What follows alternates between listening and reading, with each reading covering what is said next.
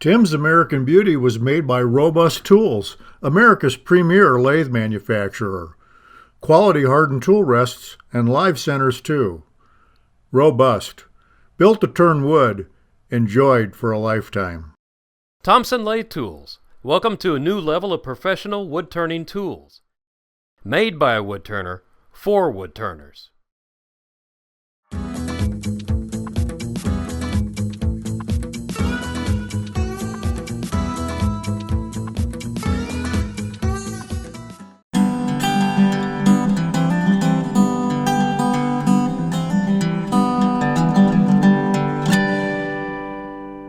Now we're ready to make our transition, and you can see right here, that's our mark for that.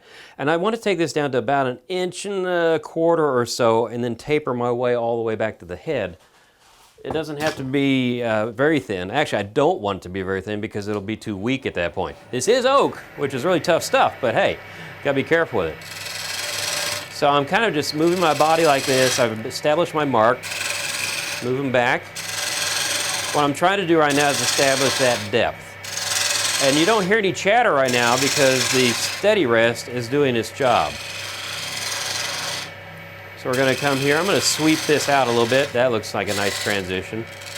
The critical part right here is that swinging your body back and forth to blend these two cuts in. Because you've got to go downhill, in other words from high to low, because this is a spindle turning and the fibers of the wood are going this way, so we're pushing down on those fibers and it makes a clean cut. Now, all I want to do is just do this little clearing cut and keep working my way back all the way to the end of the handle, and I'll use my roughing gouge just like I did on that end to smooth everything out. But this spindle steady is doing a wonderful job right now, holding everything where I need it to be. That looks good. Grab my roughing gouge. And so we'll just do this over and over until we get to the end. Just make sure that you put a nice little curve or a little shape into it. A straight, hard line doesn't look as aesthetically pleasing. So use your body to help you make the curve. Take your time and remove the wood slowly because you can't put any back on. Believe me, I know.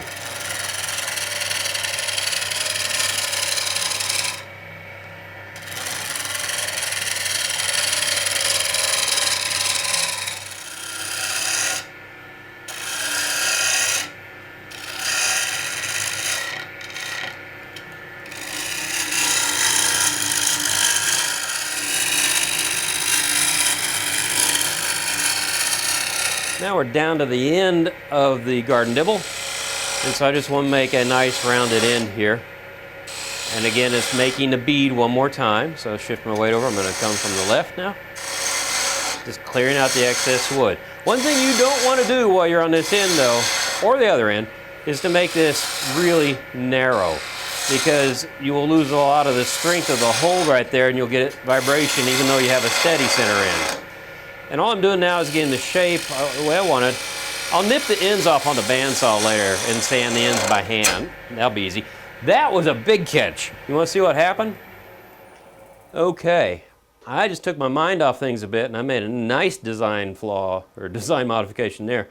So I turned the tool like this. You can actually see the gouge happening right there. And this side of the tool was not supported. It's up in the air. So this is out to the side, so it turns it and it pulls it, and bam. You might think your life is over at this point, but no, not at all. I'm gonna grab, if I can find it, there it is, my roughing gouge. Let's turn this back on. No one's gonna know you did this. Well, you and I know, no one else will know, right? We'll keep that between us. So I'll come here and I'll just modify the shape here a bit. I know I have to go down about 1/8 of an inch to get rid of that. So come down here. And so my curve now, instead of being a curve all the way to the top, is actually going to be kind of more aesthetic. It's going to curve like this all the way to the end. And let's turn that off, see if I got rid of the big gouge. Enough of it. There we go. So I can take this tool now, my spindle gouge, and start to curve again. And this time I'll pay attention to what I'm doing.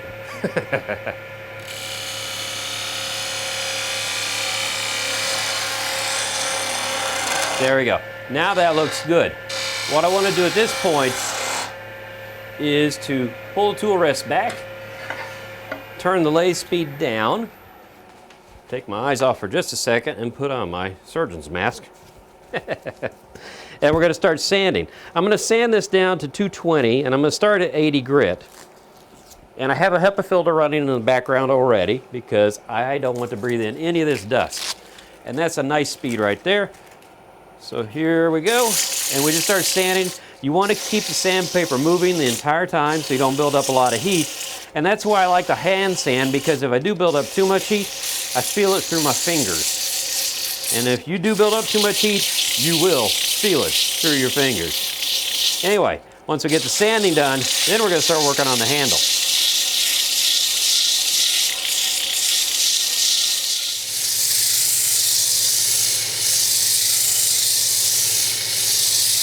Okay, it's all sanded, and now to nip the ends off on the bandsaw, just make sure you use a V-block or something like that to keep it from rolling, because when you use a bandsaw on something round, it wants to roll.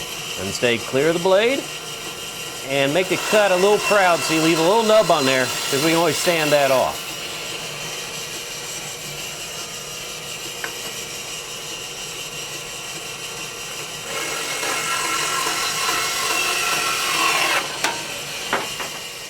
Okay, now we're ready to work on the handle. I want to turn the speed way down on the lathe. We're going to be doing drilling, and we're using the same Forstner bit we used to drill the hole in the dibble itself. And this is a 5-inch piece of red oak. And it's about 1 1/4 by 1 1/4. You could probably go 1 1/2 by 1 1/2 if you want to. But this is just a cut off from the piece of wood that I cut the dibble shaft out of. I actually had a big board that I did all this with. Anyway, I'm backing this off. I didn't have to really clear the chips out. It's just one plunge cut. But now I've got that hole in there. We've been holding this at the pin jaws of our chuck, by the way, and it's a good way of holding something like that. We're going to take this off and put it between centers, and then we're going to start shaping the handle. Okay, now mounting the handle between centers. I have a little cone on here, so it goes into that hole I drilled and centers everything up nicely. I have a steb center on this end, so I'm not poking a deep hole into the bottom of this. I don't have much to remove or sand off later. Now, this is the way the handle is sitting right there. So I'm going to go back to, guess what? More rough and gouge.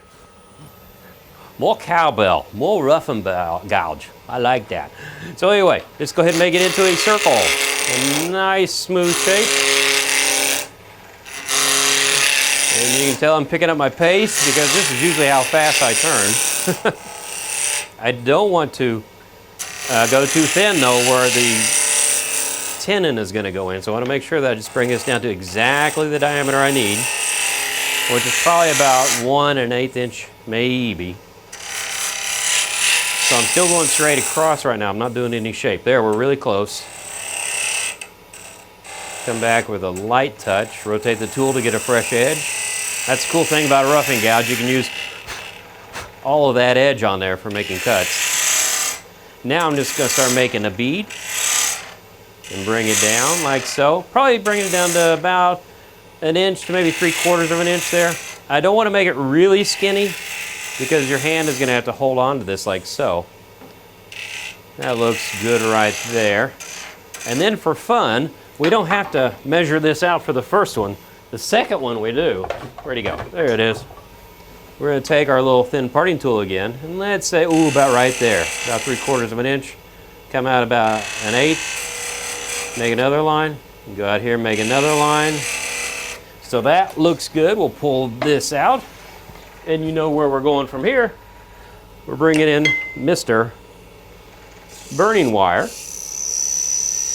There we go. And remember, my burning wire has handles on it too. You never want to wrap a piece of wire around your fingers when you're doing something like this, because, well, everybody will call you old 3-finger after that, won't they? Anyway, I'm going to go ahead and sand that, and then we're going to turn the other handle. Then we're going to be ready for the tenon.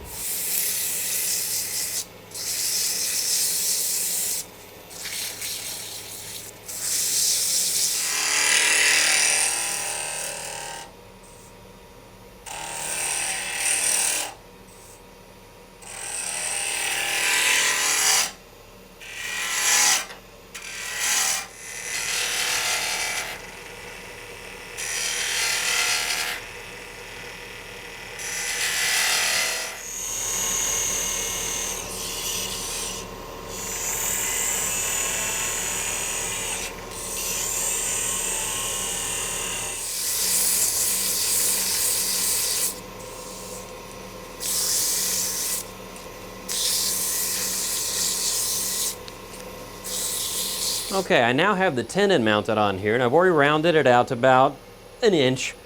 And this is the diameter right here of the Forstner bit I use. So that's 3/4 of an inch.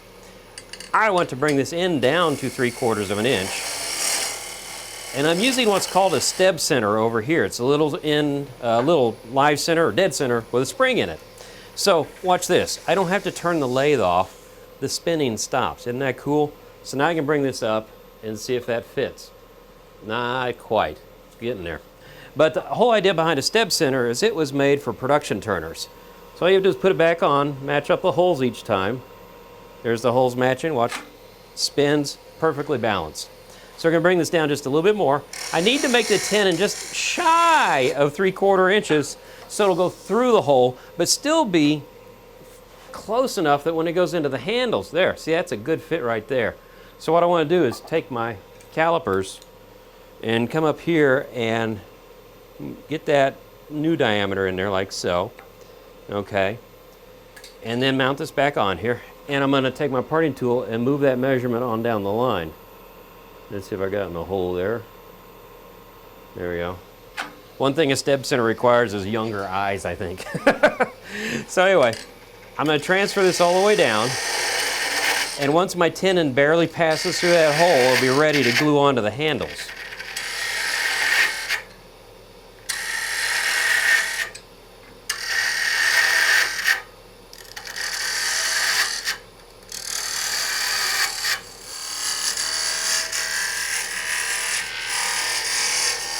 Now we just have to sand the ends of the dibble and the ends of the handle. And what I've done is I took my pin jaws on my chuck here, and I'm just holding this mandrel, which has a Velcro sanding pad on it. So we're going to turn this on, and it's going to be at a high speed because it's such a small diameter, it doesn't move too many feet per second. And all we do is just roll the edge and take off that little cut mark that we made on the bandsaw. And since this is foam, it allows you to push harder and make curves and make the look you want. Now if you've got it running too fast, you'll burn the wood, so you'll have to slow it down at that point. But see, we do that, and we get rid of all the marks. So I'm going to work my way through the bottom, this, and the handle. Then we're ready for assembling. Assemblage? Assembling. We're ready to put it together.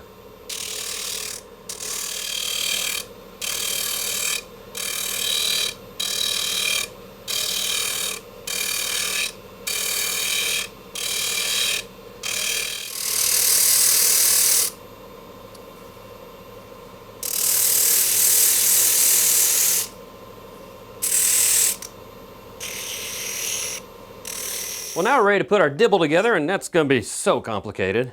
You have to stick that in that hole, bring the handle up here, and bring this one up. I would advise using a 2-part epoxy to hold the handles in. That'll hold up to all the wear and tear outside. Plus put a finish on this so you'll protect the wood a little bit from the dirt and the mud. And you might ask yourself, why did I sand this? Well, by sanding it, I closed the pores, so that also helps to restrict how much junk goes into this piece. Remember, 2-part epoxy. But then once the finish is on there too, that helps protect it that much more. So there we have a beautiful, masculine looking garden dibble. I could use this all day, kind of like a jackhammer. But anyway, until the next time, keep turning. Wow, that works great. I don't have to bend over. How many of these do I need to do? Oh, wait a minute. I still got to bend over to put the bulb in. We gotta find a kid we can pay to put the bulbs in.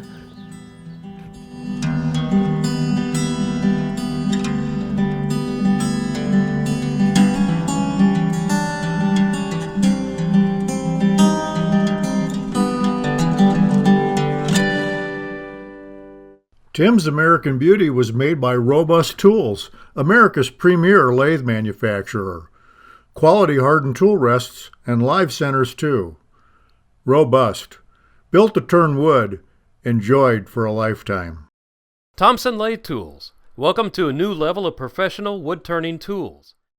Made by a wood turner for wood turners.